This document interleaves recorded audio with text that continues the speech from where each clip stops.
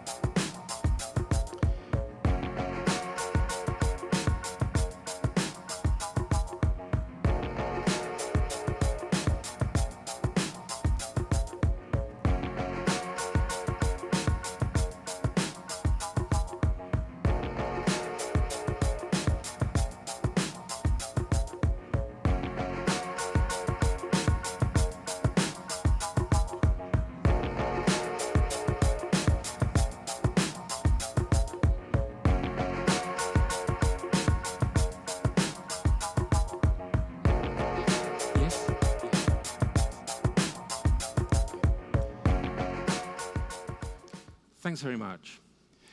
Again, thank you very much to CNI for having invited me here to speak in Brazil and to the Industry 2027 initiative. I'm going to talk to you for about 15 to 20 minutes about some of the policy ideas coming out of a new OECD publication. This is the title, The Next Production Revolution, which looks at 5 families of technology: digital, 3D printing, nanotechnology, new materials, and industrial biotech.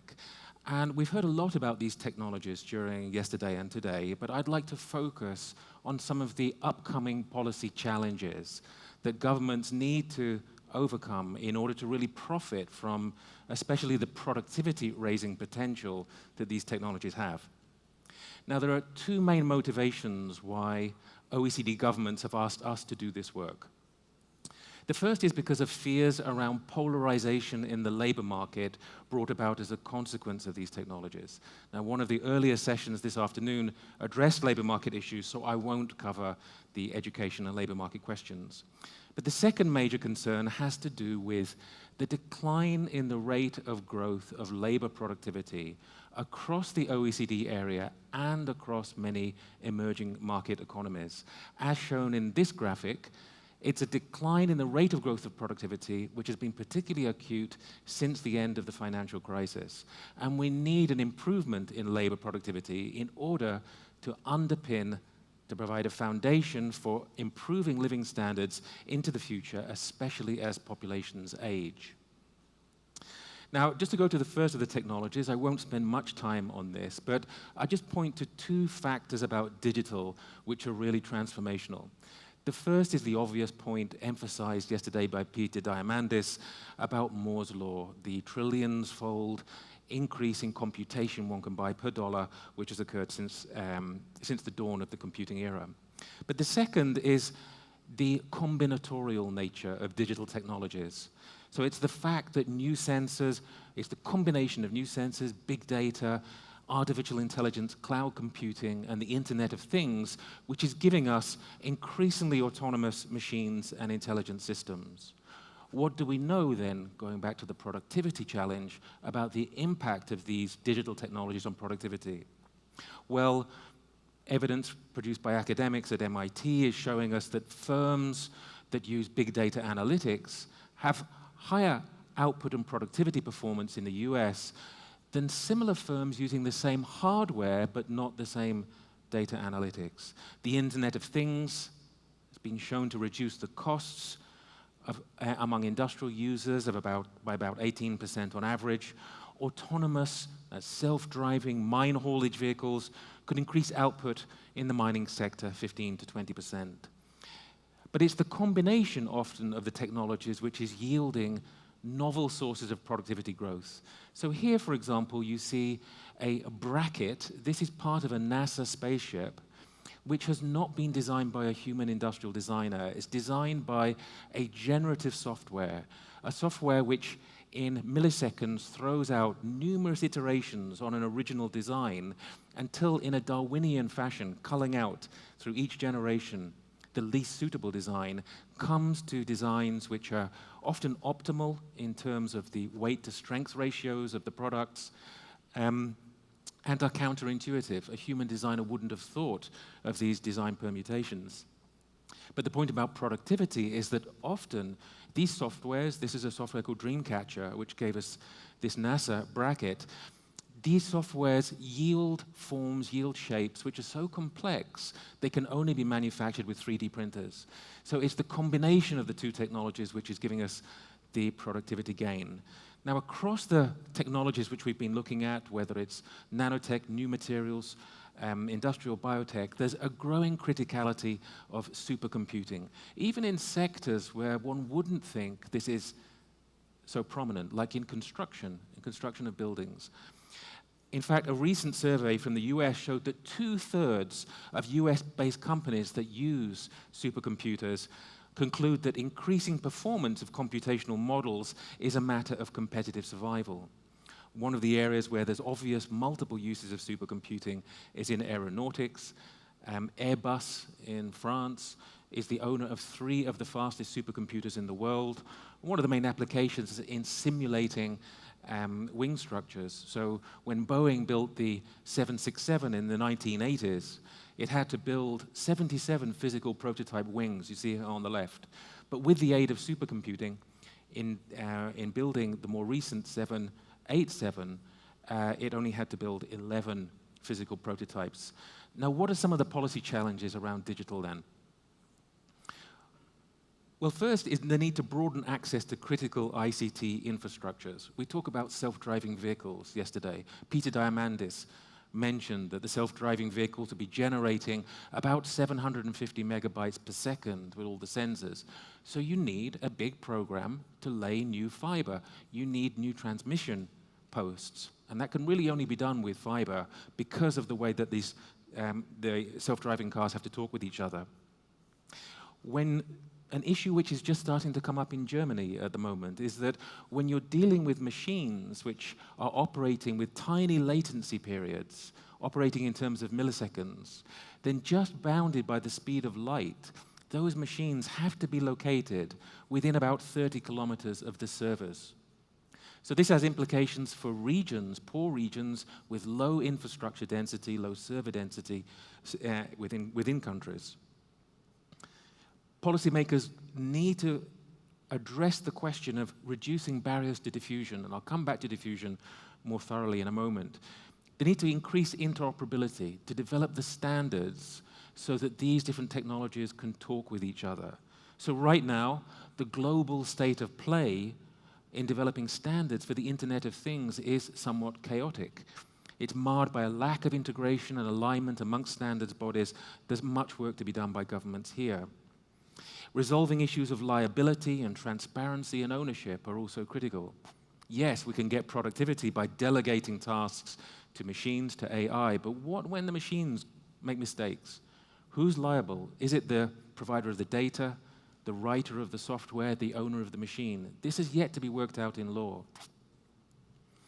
Indeed, yesterday, Colin Paris from General Electric talked a lot about digital twins, developing digital files which contain information on performance parameters of components within products. In the future, we will increasingly need subcontractors. When subcontractors are providing a material good, say a metal component, to a contractor, in the future they will also have to provide a digital twin in order to maximize the efficiency-enhancing possibilities of the entire digital value chain. But a question which wasn't mentioned yesterday was an issue which is likely to become contentious, which is who owns the digital twin? Who owns that digital file? Is it the creator of the material component, or is it the contractor? Can the contractor sell that digital twin to a competitor of the subcontractor, or use that digital twin to create value for itself? And lastly, governments have to be concerned with issues of managing digital security. We've heard about the cyber attacks in Europe just the last few days, and privacy. Issues of system fragility are likely to become more important. Billions of dollars were knocked off global stock exchanges in June 2010 in the flash crash, which was caused in part by the unexpected interaction amongst algorithms. So we need more work around questions of system fragility. Now, additive manufacturing, 3D printing, is obviously something which is much in the press. There are great expectations in this area. I won't review all of the innovations occurring there, but just think, is additive manufacturing likely to be ubiquitous? Is it going to be everywhere? Well, at the moment, yes, much machining work and prototyping is being done by using additive manufacturing. Boeing has replaced hundreds of machine parts by 3D printed equivalents, but machining only represents a small fraction of the value of manufacturing output, about plus or minus 5%. In fact, today, when you look at a generic cost curve for comparing 3D printing with injection molding, once you start producing at scale, the injection molding is still more cost efficient than is 3D printing. But that horizontal cost bar, the dotted bar for 3D printing, is coming down with innovation quite quickly. One of the issues which we've been looking at is what's the impact on the environment of 3D printing? Very often you hear commentators say that 3D printing is bound to be environmentally friendly because it's an additive, not a subtractive production technology. And you can avoid some of the negative externalities associated with transport because you're sending computer code from place A to place B in order to print out in place B, rather than actually having to transport the physical mass. But my colleagues who've worked on the book chapter on the 3D printing really discount these ideas. They think that they're not very important because, for one, much of the feedstock with which you have to print has to be of such a high level of purity that this essentially precludes recycling. And some of the print materials are toxic as well. We talk about democratization of production, but we need to be wary about democratization of production with toxic materials. But there are environmental benefits to be had. One obvious one is that some more environmentally friendly materials can be used to print shapes that could previously only be made with plastics.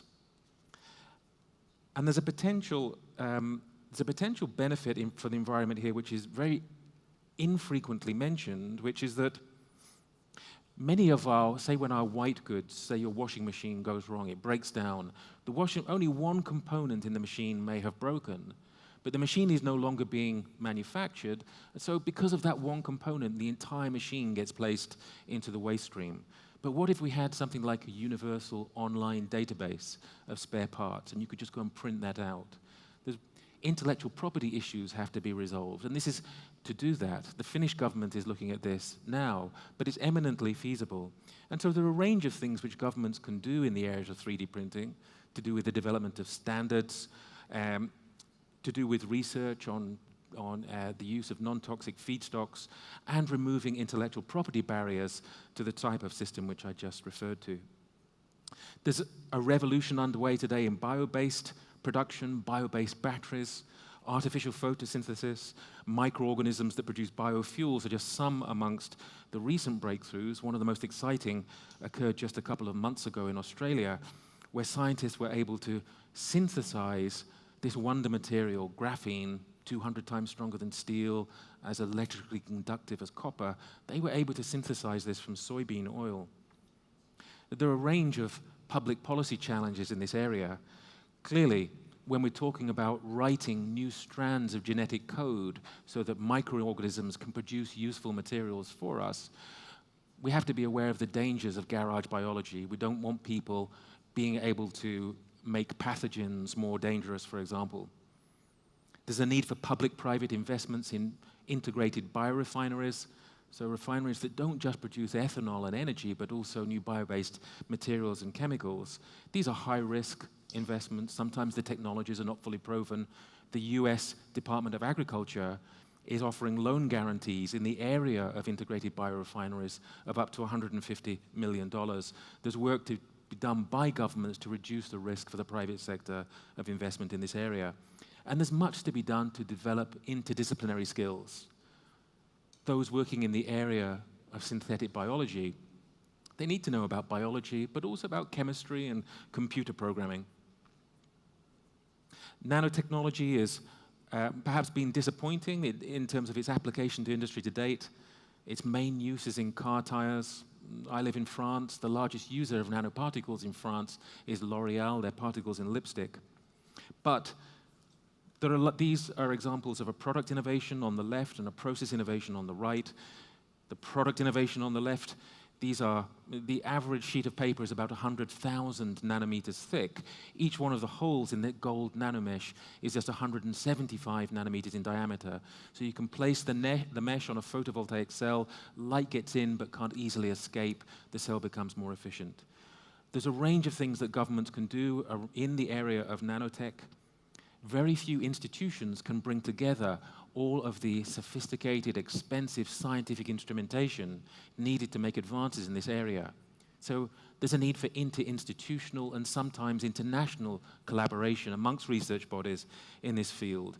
And we need transparent guidelines for assessing the risks to human health of nanotechnology-enabled particles. In Australia, we've seen, because of the runoff from the sunscreens that people are wearing that contain nanoparticles, an accumulation of these particles in the water supply. I've just got 5 more minutes. New materials is going to be one of the, again, this is a revolutionary area of development, really powered by advances in data science, computation, and simulation. So materials engineers are increasingly able to deliberately design from the beginning the desired qualities that they want into new materials, leading to materials like this aerogel that have properties really which have not been seen before, such as densities almost similar to the density of air. There will be new policy challenges in this area, though. One is a cybersecurity risk. If we have 10 or 15 years from now a materials development pipeline which is based on simulation, then it could be that hackers, those who are ill-intentioned, could deliberately introduce materials malware into that production process so as to design flaws into materials. Let me just talk about a couple of the cross-cutting policy challenges. First is that you need robust policies on science. Many of these technologies arise from developments in scientific instrumentation and knowledge. Not all countries can be, or all companies can be developers of new technology. For many, diffusion is the main challenge, and this is what I'd like to concentrate on in the last few minutes. I think diffusion really is an overarching challenge, especially for developing countries, but also in the developed world. Now, if you think that we see the diffusion challenge in many areas. So you see that even in agriculture, precision agriculture, it's the large farms which use the digital technologies more than the small farms. We have a second generation of robots which are not particularly expensive. The Baxter robot, which can mimic the operation of the human operators just by observing the human workers. These robots only cost about 35 to 40,000 euros. So they're not prohibitively expensive for smaller companies, and yet it's the large companies which use the robots more frequently. I mentioned supercomputing. Estimates from the United States are that only about 8% of manufacturers make use of supercomputing in the US. And yet, other estimates suggest that potentially 50% of SME manufacturers in the US could make use of supercomputing for prototyping, design, and even down to production. So there's a huge gap between the actuality and the possibility. And here you see this is the case even for a technology like cloud computing, which levels the playing field between small and large firms. The round dot, the balloons at the top, this is the share of large firms in each country. firms with 250 or more employees using cloud computing, and always it's the large firms which use this technology much more than the small firms. Angela Merkel in Davos in 2015 said that we have to execute quickly, otherwise those who are already leading in digital will snatch the industrial production from us. And we all tend to think of Germany as being on fire with Industry 4.0, as being the cradle of Industry 4.0. And yet, a survey of 4,500 German businesses in 2015 showed that just 18% of German businesses were familiar with the term Industry 4.0, and only 4% of German businesses had implemented digitalized and network production processes or had plans to begin doing so. So even in Germany, diffusion is a huge challenge. Let me just I've got a minute and a half left. One of the issues around diffusion is the startup rate. We need a healthy rate of firm births because the new firms create new business models which are needed to deploy the new technologies. And yet, these are data for 18 OECD countries aggregated. We're seeing, and we're not quite sure why this is happening, there are a number of ideas, but we're seeing a decline in the startup rate, particularly in the United States and particularly in knowledge-intensive services. We also see big differences across countries in the ease with which those companies which can grow with these technologies, the ease with which they can do so. So this is showing us the percentage change in access to external finance that comes with each 10% increase in patenting amongst firms. So look at Italian firms on the far right, and then look at US firms on the far left. There's almost a threefold difference in the extent of access to external finance. And this is all because of policies which we know about and which governments can better design. Let me make my last slide, this one, just to say that this next production revolution, there are many more things which we could talk about, but time is short. This next production revolution will also create challenges for the intellectual property system. You know, we talk about 3D printing. You can't patent naturally occurring human tissue, but will you be able to patent 3D printed human tissue if it represents an improvement on the original naturally occurring tissue? And will we need to look again at the way that the patent system operates in a world in which machines can invent things? And this is already happening. There are a number of patents in the pharmaceutical sector which have arisen because of inventions produced by AI. So thank you very much. I'll leave it there.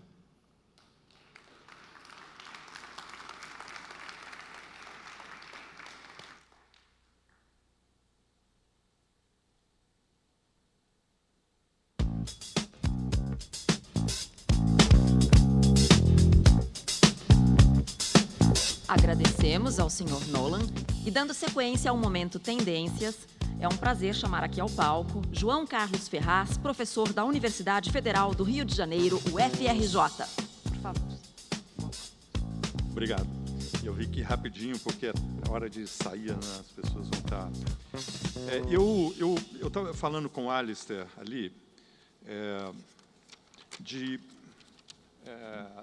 a gente estava comentando antes que nós tivemos várias palestras sobre as tecnologias, mas ele introduziu um tema que é a complexidade associada a essas novas tecnologias. Não é um assunto, todo mundo vem assim meio hype na história dessas novas tecnologias, mas ele pegou, pelo ponto de vista das políticas públicas, o tamanho do desafio que a gente tem por diante.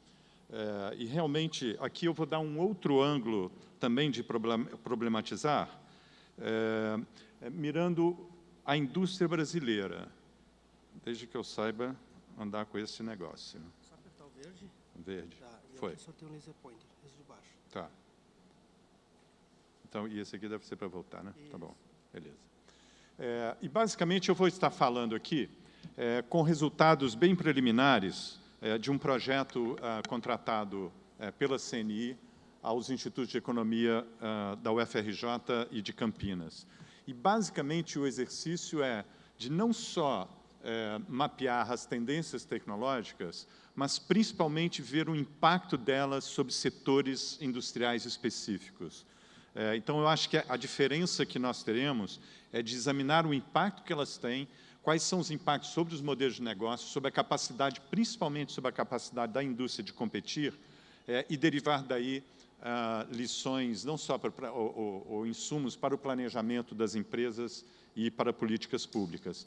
Esse aqui é uma descrição assim, a maneira como nós organizamos. O projeto já está em curso. O primeiro estágio foram tecnólogos que entraram em campo e estão analisando, ou terminando de analisar, esses clusters de tecnologias que estão organizados aí. E, em seguida, economistas industriais com muita experiência nesses setores que estão aí mencionados. Eles vão, com o seu conhecimento, eles vão receber os insumos destes tecnólogos e ver como isso rebate nas atividades produtivas. Então, essencialmente, daí a gente deriva as implicações para o planejamento corporativo e políticas públicas. E aqui tem uma cooperação com o CDE, para que a gente possa entender mais toda a complexidade das implicações de política que vão existir. Aqui, no entanto, a gente está num cenário muito específico. Da gente examinar essas tecnologias para a indústria brasileira, a gente tem que considerar que nós somos uma indústria diversificada, por mais que a participação no PIB da indústria tenha caído de 20 para 11, 12, 13, ela ainda é diversificada. Porém, então, isso já traz uma complexidade. O segundo fator é que ela é heterogênea. Então, dentro de um mesmo setor industrial, a gente tem empresas com capacitações e desempenhos bastante diferenciados. E quando a gente se compara, e aqui está o gráfico de produtividade do trabalho, quando a gente se compara no exterior, a gente vê que ainda tem bastante chão para correr. Esse aqui então, do ponto de vista estrutural, é aquele cenário. Do ponto de vista conjuntural, vejam a figura que nós estamos, as duas figuras aqui, elas foram escolhidas de propósito. Um é de como que a curva de investimento sobre o PIB, ela ascende alguma coisa como 16% ou 17% em 2007, ela sobe a 21% em 2013 e cai abruptamente a 16% hoje em dia. O investimento sobre o PIB, se o investimento tiver crescendo, investimento sobre o PIB, a taxa de crescimento for maior do que o PIB, a gente está numa trajetória virtuosa de crescimento. E aqui a gente está atravessando um período bastante drástico. E aqui, basicamente, nós estamos diante de incertezas. E o que fazer diante de incertezas? Ficar parado? Guardar o dinheiro debaixo do colchão? Mover? Esse é o desafio que os empresários hoje estão. E, ao mesmo tempo que a gente tem os desafios brasileiros, está vindo um trem no sentido mineiro ou no sentido de um veículo mesmo, que a figura que eu tenho é o seguinte: esse trem vem numa velocidade crescente. Se você estiver nos trilhos, esse trem vai passar por cima. No entanto, a velocidade dele ainda é relativamente lenta, de maneira que você pode correr e alcançar, e vocês vão ver alguns dados aqui à frente sobre isso. O primeiro é o que está acontecendo no mundo para te dar uma distância da velocidade desse trem. E aqui esses gráficos, eles mostram o número de sensores por habitantes.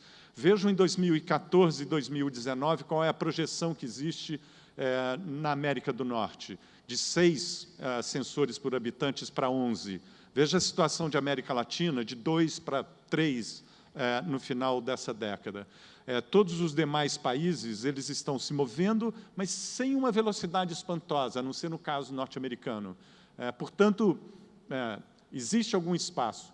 Mas o que a gente tem que ter clareza é que todas essas tecnologias, a direção delas, se tiver fazer uma síntese no final de um segundo dia de um congresso como esse, a gente terá organizações, processos, produtos cada vez mais integrados, mais conectados e mais inteligentes.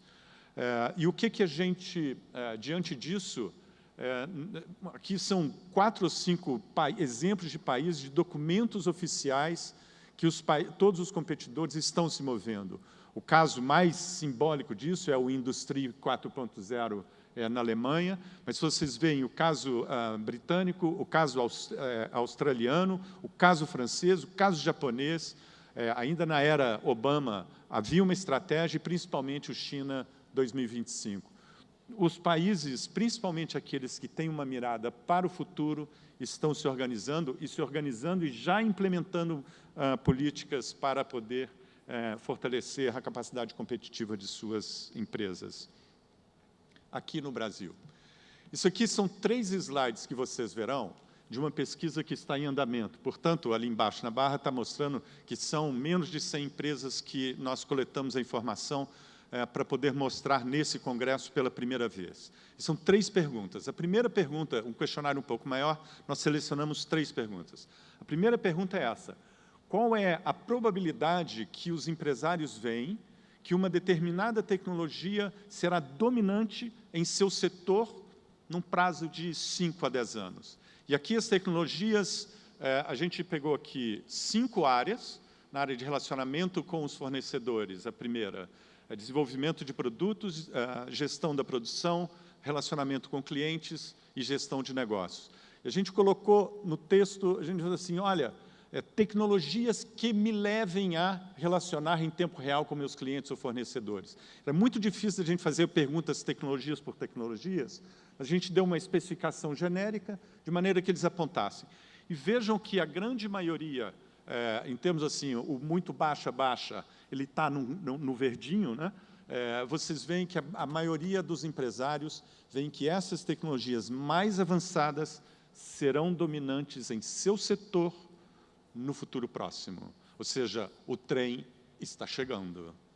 Aí, a próxima pergunta é assim, mas aonde você está? E para onde você está indo? Esse aqui é basicamente o seguinte, os títulos ali embaixo é só uma titulação para você, é uma figura estilizada para vocês localizarem, que nós juntamos as perguntas de 5 áreas, e o nosso desafio era eu não quero saber antes se o cara está no 4.0, como o Alistair mostrou, eu tenho que saber a situação atual. Então, eu tenho, assim, 4 níveis de uso de tecnologia, sendo que a primeira lá, que a gente está denominando produção rígida, pensem que a gente está falando de relacionamento com clientes e fornecedores, de transmissão por telefone ou manual. Pensem que o projeto pode ser feito por CAD, e eu posso ter uma máquina de controle numérico ou não. Esse é o que a gente está denominando ali, o produção rígida, e vocês veem que hoje, 40% das empresas estão nesse estágio. O produção enxuta, que é essa aqui do meio, ele está mandando já por e-mail os seus pedidos ou se relacionando com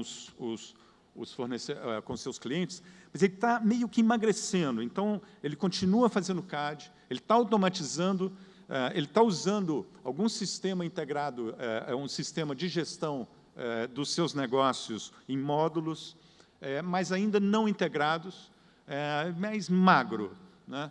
O integrado vem o seguinte, então você vê, no produção enxuta, eu tenho lá, 38% das empresas hoje estão nessa posição. Então, a grande maioria das empresas brasileiras, 70 e tantos %, estão nesse nível 1 ou 2, no produção rígida ou produção enxuta. O produção integrada é onde que aquelas coisas já estão conectadas entre si. Então, já tem um ERP instalado, já tem o sistema automatizado na linha, ele já conversa com o CAD, eu tenho o tal do CAD-CAM ligado, mas ele para aí, há uma integração dentro da empresa e com algumas pontas de fornecedores e clientes. Esse aqui, 20%, já tem um número aí expressivo, estão nesse nível mais avançado. E o produção conectada e inteligente, ele acumula essa integração, mas ele também conecta via nuvem ou não, e ele já tem os sistemas de inteligência artificial para processar a informação e mandar de volta essa informação para que faça setup de máquinas ou ajustes nos seus processos. E aqui vocês veem que é muito pouca gente que está utilizando essas tecnologias. Agora, essa é a barra verde. Quando se move para o futuro, vocês veem que metade das empresas deste pequeno painel de uma amostra que será maior, já se considerarão numa posição nessas duas, produção integrada ou produção conectada inteligente. Portanto, já há um movimento delas na direção de um avanço. E aqui a pergunta que nós fizemos é o seguinte, o cara pode falar, não, olha, no futuro, daqui a 5 ou 10 anos, vocês não vão voltar aqui para me perguntar nada? Então, eu posso dizer qualquer coisa, mas nós perguntamos para ele, como você está se preparando para o futuro? E aí, é isso aqui. Ele não está fazendo nada, é o verdinho. Ele está fazendo estudos iniciais, é o azul. Ele já tem um plano de ação, é o laranja, ou ele já tem um plano de ação e já está investindo, que é o verde escuro. E vocês veem o seguinte, a grande maioria, assim, você tem e por áreas de negócio, né? Vocês veem que ele não está fazendo nada, é um grupo, principalmente desenvolvimento de produto, é um grupo importante, mas a maioria já começa a estudar e um grupo pequeno já tem o seu plano de ação e um grupo menor ainda já inicia seus investimentos. Então, a figura que a gente tem é que há uma percepção que há um avanço, nada para a fronteirésima, e os caras efetivamente estão começando a se mover, começando a estudar, principalmente tendo como referência que eles veem que essas tecnologias serão importantes no futuro. Muito bem, esse é o cenário que a gente tem hoje. Como eu disse, são dados preliminares, é um grupo muito pequeno de uma pesquisa que ainda está em curso. E aqui, o que a gente pode tirar de lições sobre essas informações e o que a gente aprendeu nesses 2 dias? O primeiro é que essas inovações começam a ficar disponíveis. Isso aqui é um gráfico do custo de sensores de IoT ao longo do tempo. E vocês veem que a projeção é realmente de uma curva de custos caindo. Então, custos estão em queda. Você espera cair mais ou já se move neste momento? Essa é a pergunta, né? O segundo, e o Alistair, logo no primeiro slide, ou no segundo slide dele, ele foi muito claro, a potência dessas tecnologias, ela aumenta muitíssimo quando você tem o blending, né? Então, você tem ali até como é que chama esse? Um liquidificador que você precisa de realmente fazer a mistura dessas tecnologias, que elas nunca vêm sozinhas. Ali tem uma pastinha ali cheia de misturas que é possível. No entanto, como são muitas opções e muitas escolhas, escolher é um fator super importante e não fácil. Tá? Então, aqui a primeira lição é que elas estão disponíveis, mas é necessário ter muito cuidado com a escolha. O segundo é o seguinte, não é necessário você ter uma estratégia genérica, geral, para eu me tornar 4.0 depois de amanhã, ou em 5 anos, ou o que seja. Elas podem ser implementadas em áreas específicas e é possível, nessas áreas específicas, avançar de uma maneira sistemática. Então, e algumas entrevistas que nós fizemos com algumas empresas provedoras de soluções, elas veem que os seus clientes, eles escolhem aonde está apertando mais o seu sapato, a semelhança de como as empresas, em primeiro lugar, o primeiro lugar que os ERPs são instalados é principalmente na contabilidade, que é onde o dinheiro está, né? Então, aqui, eles começam a ver que é possível, olha, onde está me doendo o sapato é no fornecedores, é no desenvolvimento da produção, e, de acordo com o seu problema, eles podem investir localizadamente. A segunda implicação é que o perfil de qualificação, a capacitação, o tipo de informação muda radicalmente. A gente escutou muito sobre isso, não precisa da gente falar mais. Mas o mais importante é esse aqui, com esse terceiro texto que está aqui. As empresas, quanto maior a velocidade que elas iniciem seu processo, melhor será o seu posicionamento, maior a probabilidade que eles terão um bom posicionamento competitivo no futuro. Então, o tema de escolher é complexo, mas também a velocidade que você vai implementar é muito séria. Então, o assunto de velocidade que as empresas implementem as suas soluções, ele é super relevante.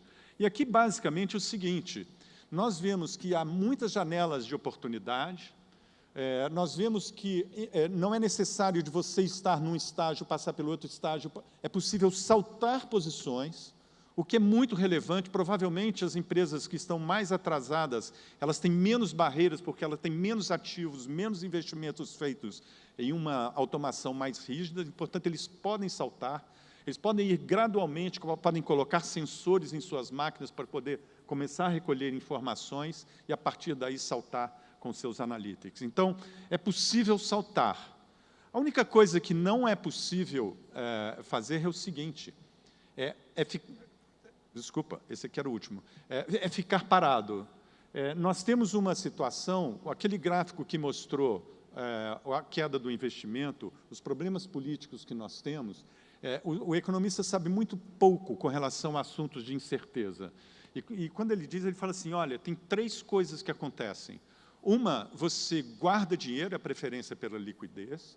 O segundo, você tende a ficar flexível para você mudar de posição rapidamente. Mas, muito importante, você fica parado, esperando para ver qual o movimento e para onde seguir.